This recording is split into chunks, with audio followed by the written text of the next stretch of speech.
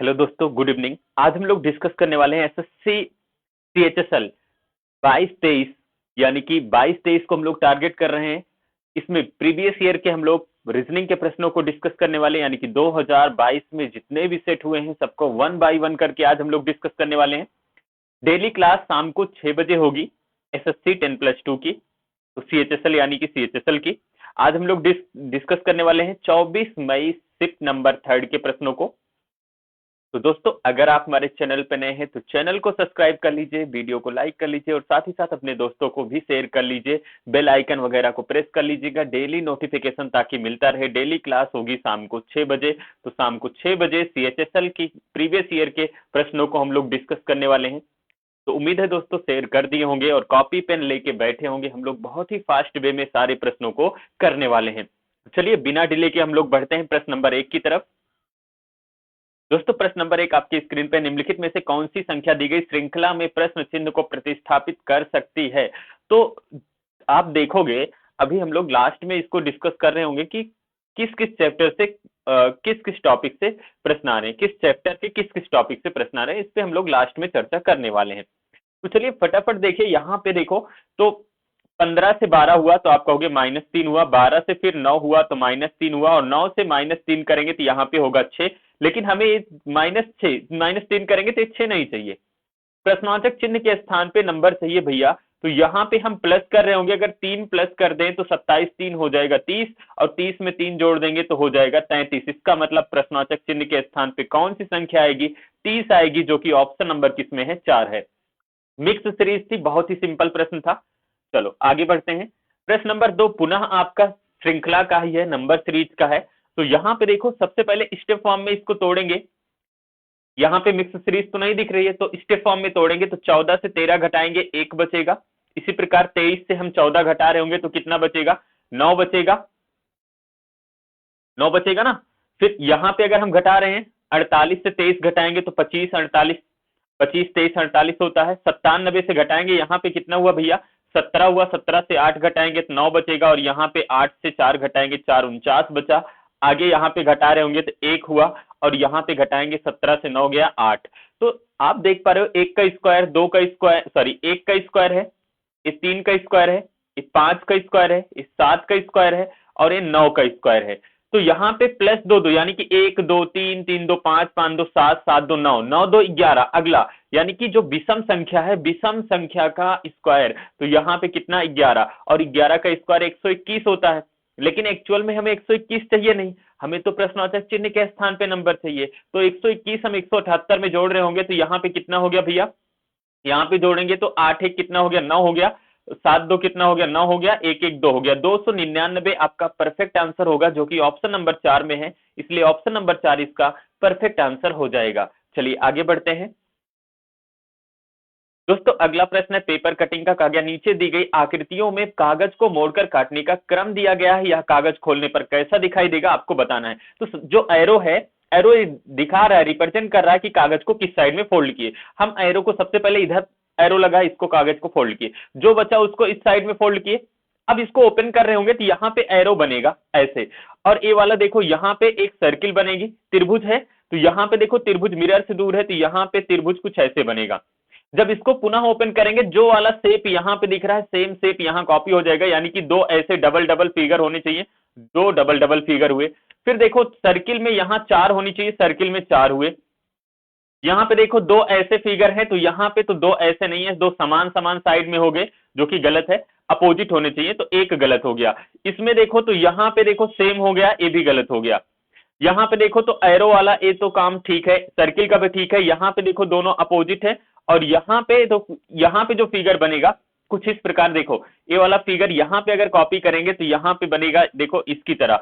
यहाँ पे देखो इसका बेस हो गया, जो कि गलत है भाई। इसको ओपन करेंगे तो मिरर के साइड में ऐसे बनेगा ना, ऐसे बनेगा, और ये मिरर से दूर था तो यहाँ भी मिरर से दूर। तो ऑप्शन नंबर यहाँ पे ए तो सही हो नहीं सकता है, तो ऑप्शन कौन सा सही हो जाएगा? ऑप्शन नंबर कौन सा सही हो जाएगा? इसका 2। तो ऑप्शन नंबर 2 इसका परफेक्ट आंसर हो जाएगा। ये तो गलत हो जाएगा ना, देखो जो मिरर के पास हो मिरर के पास, जो मिरर से दूर हो मिरर से दूर, ये वाला कॉन्सेप्ट गलत हो जाएगा, ठीक है ना। तो ऑप्शन नंबर 2 इसका परफेक्ट आंसर हो जाएगा। आगे बढ़ते हैं दोस्तों। अगला प्रश्न है दिए गए प्रश्न देख के तो बहुत बड़ा लग रहा है, दिए गए स्वरूप का ध्यानपूर्वक अध्ययन कीजिए और उस संख्या का चयन कीजिए जो उसमें प्रश्नवाचक चिन्ह को प्रतिस्थापित कर सके। पहली पंक्ति ए है, दूसरी पंक्ति है, तीसरी पंक्ति है। नोट, पूर्ण संख्याओं पर संक्रिया का प्रयोग संख्याओं को उसके घटक अंकों में विभाजित किए बिना किया जाना चाहिए। उदाहरण के लिए 13, -13 और फिर -13 का संचालन, जैसे कि जोड़ने, हटा, यहाँ पे घटाने होना चाहिए, घटाने, गुणा आदि कर को आदि को 13 में किया जा सकता है। फिर क्या बोला गया इसमें, आगे बोला गया भैया, कहा गया 13 को 1 और 3 में विभाजित करने और फिर 1 और 3 का गणितीय संक्रियाओं को प्रयोग करने की अनुमति नहीं है। ऐसा कुछ नहीं कर सकते हो, 13 को 1 3 में गुणा कर दो या जोड़ दो, ऐसा कुछ नहीं कर सकते हो। तो अगर हम यहाँ पे कुछ दिमाग लगा लें तो क्या कुछ काम बनेगा। 3 का स्क्वायर 27 होगा, 4 चौक 16। अच्छा देखो, 3 का अगर हम क्यूब कर दें तो कितना हो जाएगा, 27 हो जाएगा। और 4 का अगर हम स्क्वायर कर दें, 4 का स्क्वायर कितना होता है, तो 16 होता है, 16। अगर इनको जोड़े 7 6 13 के 3 हासिल 1 2 1 3 1 4, 43 हो गया। पुनः यहाँ पे इस पे लॉजिक लगाओ, 6 का क्यूब कितना होता है, तो 6 का क्यूब होता है 216 होता है। 5 का स्क्वायर कितना होता है, तो आप कहोगे 25 होता है। अब 25 इसमें जोड़ेंगे, सॉरी यहाँ पे 5 हो जाएगा, 25 जोड़ेंगे, 6 5 11 के हासिल 1 2 1 3 1 4 हो गया और यहाँ पे 2 हो गया, 241 यही लिखा गया। अब इस पे अप्लाई करके फिर आंसर दो, तो क्या लिखेंगे, 2 का क्यूब कितना होता है, 2 का क्यूब 8 होता है। इसी प्रकार 11 का स्क्वायर लिख दो, 11 का स्क्वायर 121 होता है, सॉरी 121 होता है। 121 में 8 जोड़ेंगे तो कितना हो जाएगा, इनको जोड़ रहे होंगे तो 121 में 8 जोड़ेंगे तो 100 हो जाएगा 29। तो ऑप्शन कौन सा हो जाएगा, ऑप्शन नंबर 4 इसका परफेक्ट आंसर हो जाएगा। यानी प्रश्नवाचक चिन्ह के स्थान पे क्या आएगा भैया, 129 आएगा। हालांकि प्रश्न इतना बड़ा है, उसमें कुछ है नहीं, जो मिसिंग नंबर है वही है, ठीक है ना। आगे बढ़ते हैं। अगला, दी गई आकृति में त्रिभुजों की संख्या बताना है आपको कि दी गई आकृति में कुल कितने त्रिभुज हैं। देख के तो चक्कर उक्कर आ रहा होगा, लेकिन डरने की बिल्कुल जरूरत नहीं है। देखो, सर्किल से हमें कोई मतलब नहीं, तो अगर हम त्रिभुज की बात करें तो यहाँ पे एक बड़ा वाला ये त्रिभुज है, ये वाला त्रिभुज एक दिखा, एक हो गया, ये भी एक होगा, यहां भी एक होगा और यहां भी एक होगा, तो टोटल यहां 4 हो गए। इसी प्रकार यहां पे देखो एक होगा, ये बड़ा वाला, यहां से एक हो गया, फिर एक यहां हो गया, एक यहां हो गया, एक यहां हो गया, ठीक है। इसी प्रकार एक यहां हुआ, एक यहां हुआ, एक यहां हुआ, एक यहां हुआ, तो कितने हो गए, 1 2 3 4 5 6 7 8 9 10 11 12, तो 12 तो एक हो गए जो त्रिभुज वर्ग के अंदर में वर्ग को हमने रखा, तो यहाँ पे 12 त्रिभुज तो ऐसे बन गए। प्लस मैंने बताया ए वाली बॉक्स में अब काउंट करते हैं, इस वाले बॉक्स में कितने त्रिभुज होंगे, ये वाला बॉक्स देख रहे हो ना, इसमें कितने होंगे। तो भैया इसमें त्रिभुज काउंट करने का तरीका है कि आप क्या करो कि नंबरिंग लिख लो, 1 2 3 4, अधिकतम संख्या को गुने 2 कर दो, तो 4 गुने में 2 करोगे, 4 दूना कितना हो गया, 8 हो गया। तो यहाँ पे कितने, 8 त्रिभुज हो गए, तो 12 और 8 मिलके कितना हो गया, 20 हो गया। तो दिए गए चित्र में कितने त्रिभुज होंगे, 20, जो कि ऑप्शन नंबर 3 इसका परफेक्ट आंसर हो जाएगा। आगे बढ़ते हैं दोस्तों, अगला प्रश्न है आपका कि उस विकल्प का चयन कीजिए जो तीसरे पद से उसी प्रकार संबंधित है जिस प्रकार दूसरा पद पहले पद से और छठा पद पांचवें पद से संबंधित है। तो इसको जरा ध्यान से देखो और बताओ कि निम्न में से कौन सा विकल्प सही होगा। अगर हम यहाँ पे 16 पंचे 80 कर दें, 16 पंचे कितना हुआ 80, और 80 से 11 अगर माइनस कर देते हैं तो कितना बचेगा, 69 बचेगा, नहीं बचेगा, बिल्कुल बचेगा। यहाँ पे भी अप्लाई करके देखो तो यहाँ पे 31 में 31 पंचे कितना होता है, तो आप कहोगे 5 एकम 5 5 15, कितना हो गया 155। 155 से 11 माइनस करने पर 144 ही आएगा। दोनों पर लॉजिक लगा तो इस पे अप्लाई करो, 24 गुने में कितना कर दो, 5 कर दो, कितना हो गया 5 चौक 20 और 5 दूना 10 2 12, 124 पंचे 120 माइनस में 11 करोगे तो कितना बचेगा, 109 बचेगा। तो 109 इसका परफेक्ट आंसर हो जाएगा, यानी कि प्रश्नवाचक चिन्ह के स्थान पे क्या आ रहा है, 109, जो कि ऑप्शन नंबर कौन सा हो जाएगा, एक इसका परफेक्ट आंसर हो जाएगा। इतनी बातें समझ पाए, चलो आगे बढ़ते हैं दोस्तों। अगला प्रश्न है, दी गई श्रृंखला को पूर्ण करने के लिए कौन सा अक्षर समूह प्रश्न चिन्ह को प्रतिस्थापित करेगा, आपको बताना है। तो ये अल्फाबेटिकल सीरीज है, प्लेस वैल्यू याद है तो बहुत ही आसान होगा। 23 से 21 हुआ -2, 21 से 19 -2, 19 से -2 करेंगे 17 का मतलब क्यों हुआ, फिर एफ और यहाँ पे सी हुआ, यानी कि 6 से 3 -3 हुआ, और 3 से -3 करेंगे तो 0 0 का मतलब 26 होता है, और 26 से पुनः -3 कर रहे होंगे तो कितना होगा भैया, 26 से -3 करेंगे तो 23 बचेगा, और 23 का मतलब होता है डब्ल्यू। ऑप्शन को हटाने की कोशिश करें तो क्यू डब्ल्यू इसमें नहीं है, क्यू डब्ल्यू इसमें भी नहीं है, दो विकल्प हमारे पास बच गए। फिर देखो दो से कितना हुआ भैया, 23 हुआ, और 2 का मतलब 28 होता है, 28 से हमें 23 मिला तो कितना माइनस हुआ, तो -5 हुआ, और फिर 23 से 18 हुआ तो माइनस कितना हुआ, 23 से 18 -5, और 18 से -5 करेंगे तो 13 होगा, और 13 का मतलब m होगा। क्यू डब्ल्यू एम ढूंढो, क्यू डब्ल्यू एन है, गलत हो गया, Q W M option number 1 इसका सही आंसर हो जाएगा। चलिए आगे बढ़ते हैं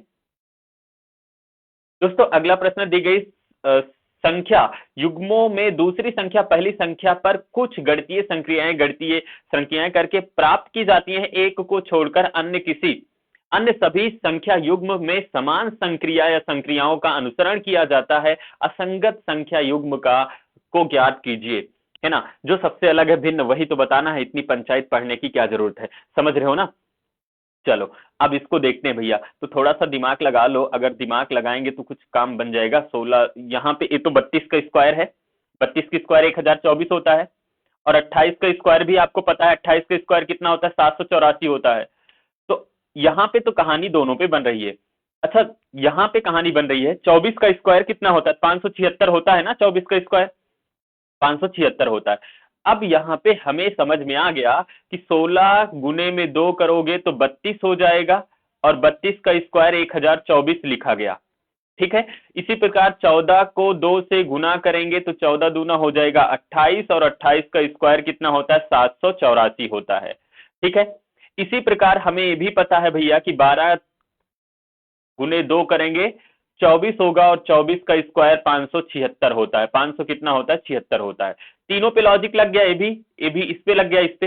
अब 18 दूना कितना होता है, 18 दूना होता है भैया, सॉरी 18 दूना कितना होता है, 18 दूना 36 होता है, और 36 का स्क्वायर 1296 होता है, कितना, 36 का स्क्वायर 1296 होता है, लेकिन लिखा कितना गया है, 1620 लिखा गया है, जो कि गलत है। 36 का स्क्वायर 1296 होना था, तो ये गलत हो गया, तो ऑप्शन नंबर कौन सा हो गया, 3।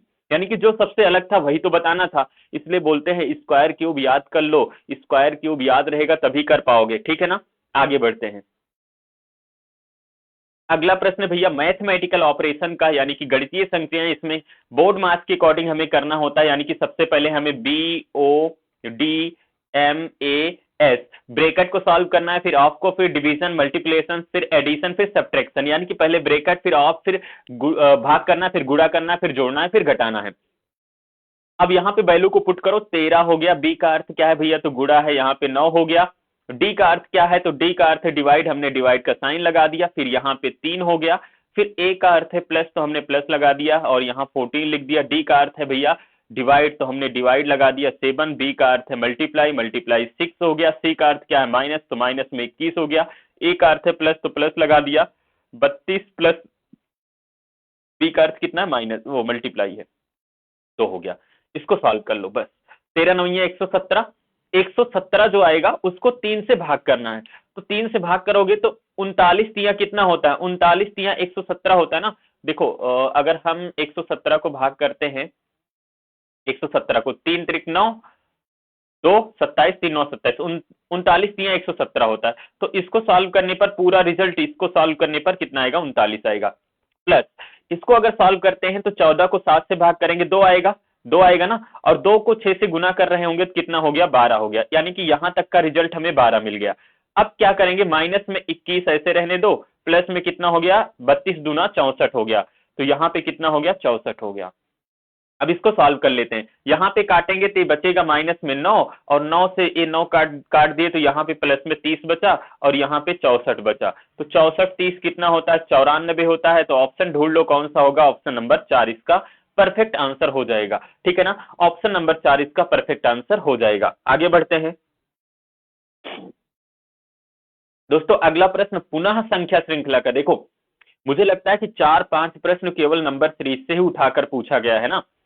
4-5 प्रश्न किसने पूछा गया, किससे, केवल नंबर सीरीज से पूछा गया, और इसमें कुछ खास भी नहीं है, तो दिख रहा है। देखो 19 दूना कितना होगा, 38, 38 माइनस 3 करो कितना हुआ, 5।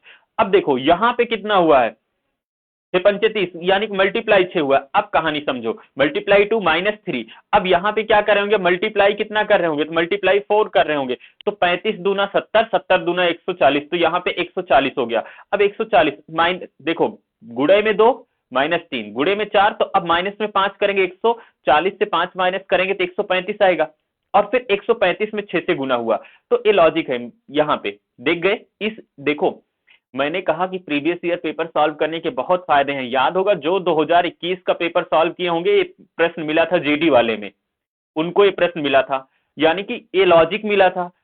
अगर एसएससी का किसी एग्जाम की तैयारी कर रहे हो तो जितने भी प्रीवियस ईयर के पेपर हैं एसएससी के, सबको सॉल्व कर लो, वही पेपर पुनः रिपीट होने वाला है। देख रहे हो, ये लॉजिक मैंने, याद होगा आपको, जीडी में कराया था। सेम मिला या नहीं मिला, 140। और बहुत सारे प्रश्न देखोगे वही पैटर्न पे सेम चल रहा है, क्योंकि टीसीएस ही एग्जाम कंडक्ट कराएगी और लगभग लगभग एग्जाम का पैटर्न वही है। तो आप देखोगे तो सारे के सारे प्रश्न उसी टाइप के आए थे। तो जीडी 2021 का जिसने सॉल्व करके गया था जो, और एसएससी 10+2 का पेपर दिया होगा, उसके लिए तो बल्ले बल्ले है ना। चलो फिर आगे। अच्छा, इसका आंसर तो हो गया था ना, इसका आंसर कितना हो गया भैया, 140। ऑप्शन नंबर कौन सा हो जाएगा, ऑप्शन नंबर 4 इसका परफेक्ट आंसर हो जाएगा। आगे बढ़ते हैं, अगला प्रश्न। तो अगला प्रश्न नंबर को कोड किया गया है UNNYRE में। तो यहां पे अगर हम नंबर को लिखें, एन नंबर, क्या कोड किया गया, हम कहेंगे UNNYRE कोड किया गया। अब जरा ध्यान से देखो, इसको यहां पे क्रॉस लग गया। M का अपोजिट लेटर N होगा और B का अपोजिट लेटर Y होगा, और यहाँ पे क्रॉस, यानी कि हमें क्या हुआ है भैया, यहाँ पे लॉजिक समझ में आया। हमें पता चला कि 2 का पेयर बना के पोजीशन चेंज किया गया फर्स्ट और लास्ट में, और लास्ट में 2 का अपोजिट कर दिया गया। तो यहाँ पे देखो OM लिखा गया, ठीक है। फिर T का अपोजिट लेटर G होगा, H का अपोजिट लेटर S होगा, RE को चेंज किया गया, ER को RE कर दिया गया। तो इसका आंसर बताओ फिर क्या होगा। तो भैया IF, इसका अपोजिट लेटर क्या हो जाएगा, तो इसका G का अपोजिट लेटर T होगा, E का अपोजिट लेटर क्या होगा, V होगा, E का अपोजिट लेटर V। लेकिन सॉरी, एक मिनट, कहानी कुछ गड़बड़ हो गई। कहानी कुछ नहीं, पूरा गड़बड़ हो गई यहाँ पे। जाओ भैया, इरेज हो जाओ, फिर से देखते हैं इसको। थोड़ा सा यहाँ पे समझो, यहाँ पे आई एफ लिखोगे, फिर इन दोनों का अपोजिट, एन का अपोजिट लेटर एम होगा, जी का अपोजिट लेटर टी होगा, फिर इसको चेंज करोगे, ई आर को क्या लिखोगे, आर ई लिखोगे। तो ऑप्शन मैच करेंगे। तो आई एफ है, एम टी नहीं है, आई एफ एम टी नहीं है, आई एफ एम टी, फिर आर ई। ऑप्शन नंबर कौन सा हो जाएगा, ऑप्शन नंबर इसका हो जाएगा भैया 3, परफेक्ट आंसर हो जाएगा। आगे बढ़ते हैं। अगला अगला प्रश्न है, कहा गया ADVISORY को कोड किया गया है VFYMRMOU में। तो हमें यहाँ पे डिजाइनर की कोडिंग बतानी है, बाकी हमें बवाल से मतलब नहीं है। यहाँ पे देखो +1 हुआ, +1 हुआ, +2 हुआ, है ना। 1 1 2 हुआ, फिर 4 2 6 हुआ, फिर यहाँ कितना हुआ, तो 22 3 25 हुआ, +3 हुआ, प्लस हम यहाँ पे 3 कर रहे हैं, ओ सॉरी, फिर यहाँ पे 9 4 13, तो +4 कर रहे हैं, 9 4 13। अब यहाँ पे आंसर निकाल के देख लो इतना। बाकी यहाँ पे 19 से 18 हुआ -1, फिर 15 से 13 हुआ -2, फिर यहाँ पे 18 से 15 हुआ -3, फिर -4, यानी कि +1 +2 +3 +4, फिर -1 -2 -3 -4 हुआ है। तो यहाँ पे आंसर निकालो, +1 करेंगे तो यहाँ पे कितना हो जाएगा, 4 1 5, +2 करेंगे तो 5 2 7 का मतलब जी, +3 करेंगे तो 19 3 कितना होगा, 22 होगा, और प्लस फिर 4 करेंगे तो 9 4 कितना हो गया, 13 हो गया। तो ऑप्शन EGVM नहीं है, EGVM नहीं है, EGVM इसमें है, EGVM नहीं है, गलत हो गया। ऑप्शन नंबर 3 इसका परफेक्ट आंसर हो गया। बाकी आंसर पूरा परफेक्ट निकालना हो तो माइनस वाला भी कर लो, -1 -2 -3 -4। आगे बढ़ते हैं। अगला प्रश्न है दोस्तों, कहा गया उस विकल्प का चयन कीजिए जो 5वीं संख्या से उसी प्रकार संबंधित है जिस प्रकार दूसरी संख्या पहली संख्या से और चौथी संख्या तीसरी संख्या से संबंधित है। तो आपको पता है 24 अट्ठे कितना होता है, 192 होता है। 24 को 8 से गुना कर देंगे तो 192 होता है, 24 अट्ठे 192 होता है, ये तो हमें पता है। लेकिन एक समस्या है कि ये माइनस कैसे हुआ, तो हो सकता है -8 से गुना किए हो, -8 से गुना किए हो। तो अब यहाँ पे अप्लाई करो, क्या 31 अट्ठे होता है, 31 को यहाँ पे -31 है और -8 से ही फिर गुना करना है। तो अब 31, 8 एकम कितना हो गया, 8 हो गया, 8 त्रिक कितना हो गया, 24 हो गया। और माइनस माइनस का गुना प्लस, तो ये प्लस में 248 होना चाहिए, प्लस में है बिल्कुल। इस पे भी लॉजिक लग रहा है, तो इस पे आंसर दो। यहाँ पे कि -18 है और गुने में क्या लिखोगे, -18 से गुना करोगे 18 से, और 18 अट्ठे कितना होता है, 144 होता है। और ये माइनस है और यहां भी माइनस है, तो ये दोनों माइनस मिलके क्या हो जाएगा भैया, प्लस हो जाएगा। तो 144 इसका परफेक्ट आंसर होगा। ध्यान रहे माइनस वाला नहीं हो सकता है, प्लस वाला 144, क्योंकि -8 से हम गुना कर रहे हैं और 18 के पास पहले से माइनस है, माइनस माइनस मिलके प्लस हो गया। लेकिन सॉरी प्लस में 144 इसका फिर परफेक्ट आंसर हो जाएगा। आगे बढ़ते हैं। अगला प्रश्न है दोस्तों मिरर का। कहा गया कि दिए गए संयोजन की सही दर्पण छवि का चयन कीजिए जब दर्पण को एक्स वाई पर दिखाया जाता है। तो यहाँ पे कितना लिखा गया है, JH9 Q37, और यहाँ पे बताना है। अच्छा 7 का देखो फेस कहाँ है, मिरर से दूर है, तो यहाँ भी 7 का फेस मिरर उससे दूर होगा। लेकिन मुझे बताओ मिरर में टॉप बॉटम तो चेंज होता नहीं है, कि आप अचानक से मिरर के सामने खड़े हुए तो आपका सर क्या हुआ, नीचे हो गया, पैर ऊपर हो गया, ऐसा तो हुआ नहीं है। लेकिन देखो विकल्प नंबर 2, विकल्प नंबर 3, विकल्प नंबर 4 के साथ, बेचारे के साथ तो यही हुआ है। तो हमें कुछ करना ही नहीं है, ऑप्शन नंबर 1 पे क्या कर देना, टिक कर देना, यही हमारा परफेक्ट आंसर हो जाएगा। आगे बढ़ते हैं।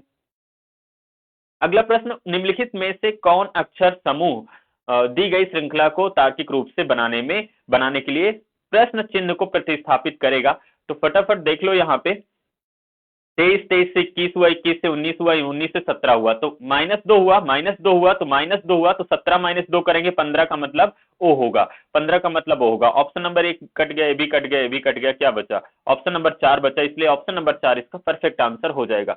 तो मुझे नहीं लगता कि अगर आपको 100 प्रश्न करने हैं 60 मिनट में तो बहुत ज्यादा टाइम लगेगा, क्योंकि अगर स्पीड से करोगे तो देखोगे प्रश्न बहुत इजी है, नॉर्मल है, आप कर सकते हो आराम से 60 मिनट में 100 प्रश्न, ठीक है ना। जीएस वगैरह के प्रश्न और भी इजी होंगे, यानी कि इजी का मतलब अगर आता है तो उस पर टाइम नहीं लग रहा होगा, टाइम टेकिंग प्रश्न नहीं होगा, ठीक है ना। आगे बढ़ते हैं।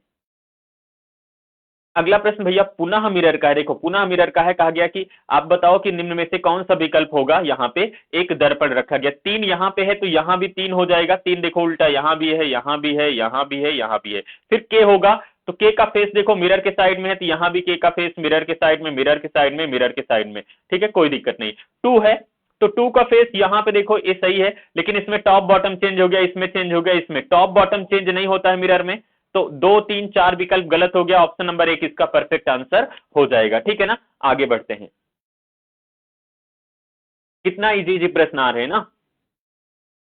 अब यहां पे देखो किचन को कोड किया गया है, तो यहां पे देखो 11 से 12 हुआ, प्लस कितना हुआ, तो आप कहोगे +1। 9 से कितना हुआ, 8 हुआ, तो -1 हुआ, +1 -1। फिर 20 से 21 हुआ तो कितना, +1, और 3 से 2 हुआ तो कितना, माइनस में 1 हुआ। फिर 8 से 9 हुआ, +1 हुआ।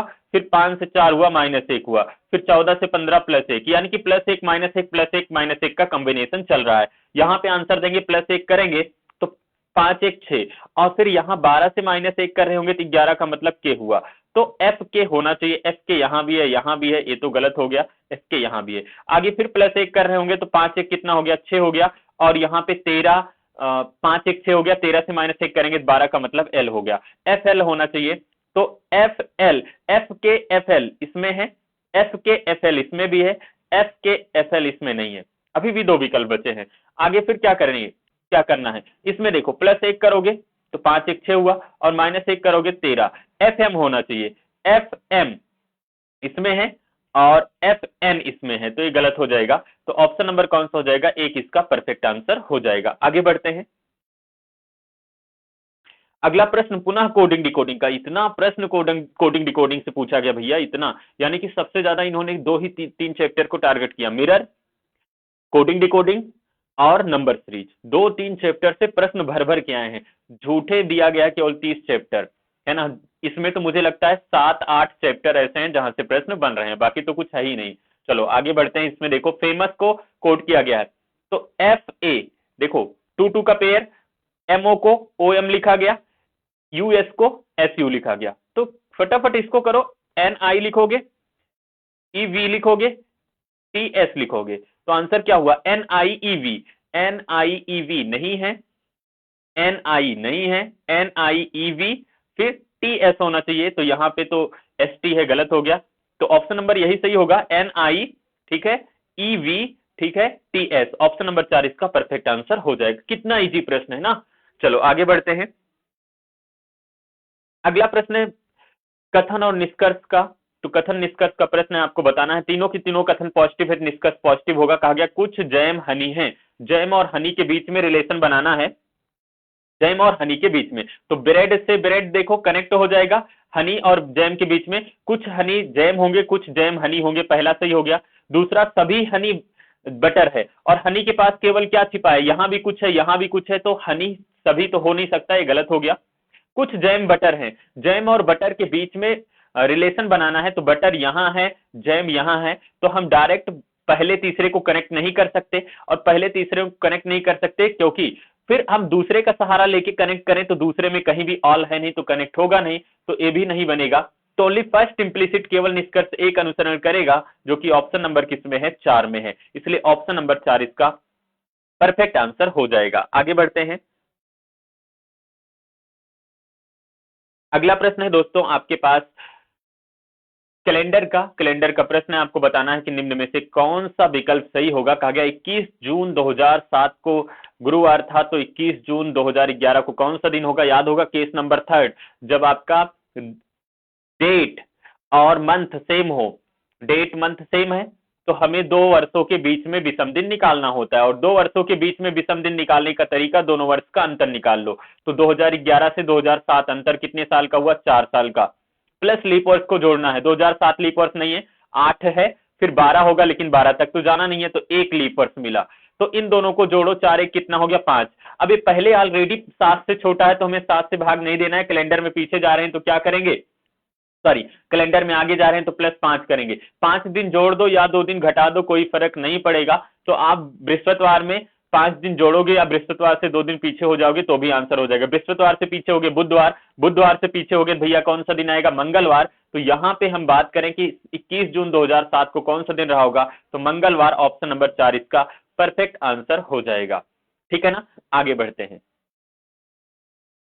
अगला प्रश्न मिरर का है, तो हो चुका है, दोबारा हो गया है भैया, तो ऑप्शन नंबर 1 इसका सही था, ये हो चुका है। आगे बढ़ते हैं। अगला प्रश्न, दिए गए उस विकल्प का चयन कीजिए जो दिए गए शब्दों के सही क्रम को दर्शाता है जिस प्रकार वह अंग्रेजी शब्दकोश में दिखाई देते हैं। तो ए डी, सबसे पहले जब भी अंग्रेजी शब्दकोश के अनुसार शब्दों को व्यवस्थित करना हो तो कॉमन वाला हटाओ। ए डी सब में कॉमन है, ए डी हटा दो। अब हमारे पास ई बचा, ओ बचा, डी बचा, डी बचा, वी बचा। अब इसमें से देखो ई ओ डी, डी वी में सबसे पहले क्या आएगा? तो डी आएगा ना।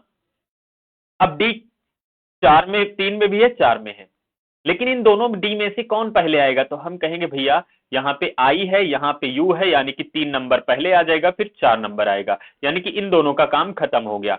अब बताओ ई ओ वी में क्या आएगा? तो ई आएगा, इसका मतलब 1 आ गया। तो 341 किसमें है? 341 इसमें नहीं है, इसमें भी नहीं है, 341 इसमें। अच्छा, यहाँ पे कुछ गड़बड़ हो गया क्या? यहाँ पे कुछ गड़बड़ हो गया है, ऑप्शन नहीं है 341। फिर से 1 मिनट देख लेते हैं। ऑप्शन नहीं है तो यहाँ पे देख लेते हैं भैया। एडी देखो कॉमन है, तो एडी हटा दो, एडी हट गया। अच्छा, यहाँ पे 1 मिनट 1 मिनट, ए बी है ना, डी नहीं था, एक गड़बड़ हो गया था। तो केवल हम क्या हटा सकते हैं? केवल केवल ए हटा सकते हैं, ए हटेगा, केवल केवल ए हटेगा। फिर यहाँ डी है, डी है, डी है, यहाँ बी है, यहाँ डी है, तो बी वाला पहले आएगा, 4 वाला पहले आ जाएगा। तो वही विकल्प होगा जो 4 से शुरू होगा, तो ये दोनों तो अपने आप हट जाएंगे, 4 से 2 विकल्प बच गए। इसका काम, बी वाला काम खत्म हो गया। अब डी वाले को हटा दो, डी यहाँ भी है, इसको हटा दो, डी यहाँ भी है, डी यहाँ भी है, यहाँ भी। आगे बढ़े तो हमें क्या मिला? ई मिला, ई मिला, ओ मिला, और क्या मिला? डी मिला और वी मिला। तो हम कहेंगे डी वाला पहले आएगा, डी का मतलब कितना हो गया? 3 हो गया, तो 43 मिलना चाहिए। 43 इसमें है, इसमें 42 है, ये गलत हो गया, तो ऑप्शन नंबर 1 इसका परफेक्ट आंसर हो जाएगा। जल्दबाजी में कभी कभी होता है, बी और डी में देखो थोड़ा सा अंतर था, जल्दबाजी में गड़बड़, अभी ऑप्शन मिल जाता तब कहानी गड़बड़ हो जाती है ना। ऑप्शन नंबर 1 इसका परफेक्ट आंसर है। चलो आगे बढ़ते हैं। अगला प्रश्न है भैया, पासे का एक ही पासे की दो भिन्न भिन्न अवस्थाएं दर्शाई गई हैं जिनके 6 फलक 1 से 6 तक अंकित हैं। उस संख्या का चयन कीजिए जो तीन दर्शाने वाले फलक की विपरीत फलक पर होगी। तो सबसे पहले जब भी एक पासे की दो स्थितियां दी जाए तो इसमें पता करो दोनों पासे में कितने ऐसे संख्याएं हैं जो कॉमन है। तो हम कहेंगे भैया 4 और 6 हमें कॉमन दिख रहा है, तो कॉमन से कॉमन को हटाओ, जो बचेंगे एक दूसरे के अपोजिट। तो 3 बचा, यहाँ पे 1, तो 1 के विपरीत 3 होगा, 3 के विपरीत 1 होगा। हमसे पूछा गया 3 के विपरीत क्या होगा, तो हम कहेंगे 3 के विपरीत 1 होगा, जो कि ऑप्शन नंबर कौन सा हो गया, 2 इसका परफेक्ट आंसर हो गया। चलो आगे बढ़ते हैं। अगला प्रश्न है दोस्तों, यहाँ पे पुनः उसी पैटर्न पे जो प्रश्न हम लोग किए थे उसी पैटर्न पे है, तो थोड़ा सा यहाँ पे दिमाग लगाओ।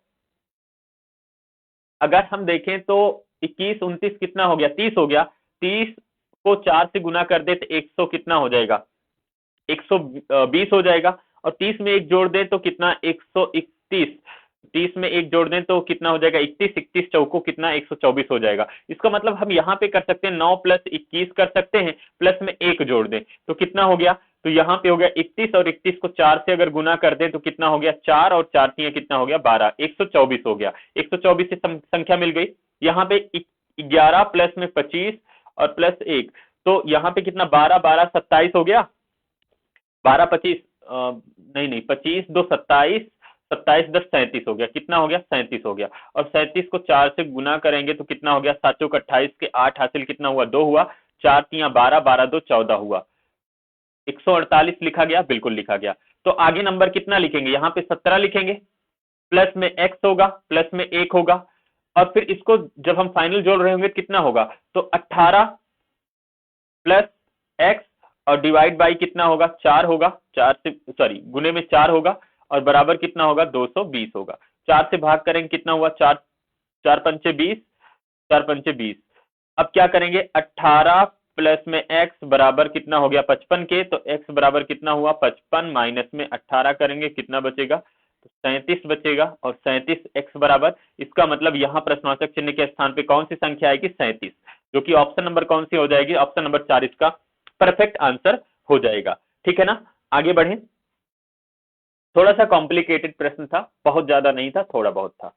आगे बढ़ते हैं। कहा गया दी गई संख्या युग्मों में दूसरी संख्या पहली संख्या पर कुछ गणितीय संक्रियाएं करके प्राप्त की जाती हैं। एक को छोड़कर सभी संख्या युग्मों में समान संक्रियाओं का अनुसरण किया जाता है। विषम संख्या युग्म का चयन कीजिए, अलग वाले। यहाँ पे डिफरेंस देखें, कितने का अंतर हुआ, 29 का अंतर हुआ। यहाँ पे अंतर कितने का लग रहा है आपको, 9 4 13, 29, 504 में 29 जोड़ेंगे तो 533 होगा। यहाँ भी अंतर कितने का हुआ, 29 का हुआ। यहाँ पे 29 1 30 10 40, यानी कि यहाँ भी 29 का अंतर हुआ। यहाँ पे कितने का हुआ, 520 से 400, तो यहाँ पे जोड़ेंगे भैया तो 20 अगर जो 19 जोड़ दें तो कितना हो जाएगा, ये 500 हो जाएगा। 19 और 20 39 का अंतर हो रहा है। कितने का हो रहा है, 39 का हो रहा है। यहाँ पे 39 का हो रहा है। सब में 29 का हो रहा है, लेकिन यहाँ पे 39 का हो रहा है, इसलिए ऑप्शन नंबर 4 इसका परफेक्ट आंसर हो जाएगा। सब में कितने का अंतर हुआ, 29 का, इसमें 39 का अंतर हो रहा है। इसका मतलब ऑप्शन नंबर 4 सबसे अलग है, इसलिए ऑप्शन नंबर 4 आपका सही आंसर हो जाएगा, क्योंकि हमें अलग वाला ही तो बताना था, भिन्न वाला। तो यहाँ पे दोस्तों हम लोग 25 प्रश्नों को डिस्कस किए, जो कि CHSL 2022 के प्रश्न थे। 24 मई 2022 शिफ्ट नंबर 3 के प्रश्न थे। सारे प्रश्नों को हम लोग किए बहुत ही आसान भाषा में। उम्मीद है आप प्रश्न को समझे होंगे, आपको क्लास समझ में आई होगी। दोस्तों डेली क्लास शाम को 8 बजे होती है, सॉरी शाम को 6 बजे होती है। शाम को 6 बजे क्लास को ज्वाइन करना मत भूलिएगा। बेल आइकन वगैरह को हिट कर दो। फिर मिलते हैं शाम को 8 बजे, पुनः 8 बजे GD SSC GD PYQ solve करते हैं। तो देखो SSC का कोई भी एग्जाम हो, जितने प्रश्न हो सके प्रैक्टिस कर लो, इसलिए GD की क्लास में भी ज्वाइन करना मत भूलिएगा। आज की क्लास बस यहीं तक, मिलते हैं GT की क्लास में। तब तक के लिए बाय बाय, टेक केयर।